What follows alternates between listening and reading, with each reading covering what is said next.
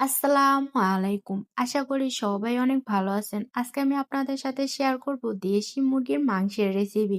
১ম এ আমি মাংসগুলোকে খুব ভালোভাবে ধুয়ে নিয়েছি।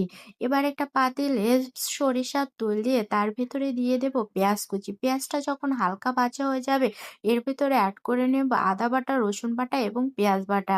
এখানে আমি এড করে নিয়েছি কিছু পরিমাণ গুঁড়ো মসলা, হলুদের গুঁড়া, ধনিয়ার গুঁড়া, জিরার গুঁড়া, মরিচের গুঁড়া এবং গরম মসলার গুঁড়া। দিয়ে দেব পরিমাণ মতো লবণ।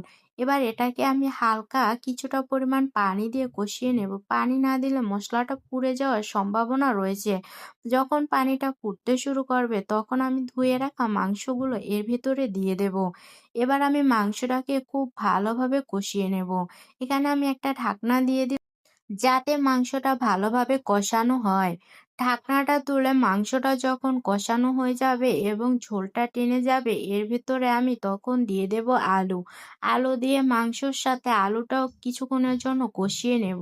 এরপর আমি এর ভেতরে অ্যাড করে দেব ঝোলের পানি।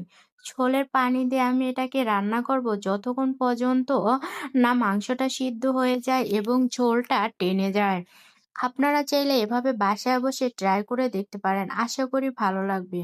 আজকের মতো এ পর্যন্ত। আল্লাহ হাফেজ।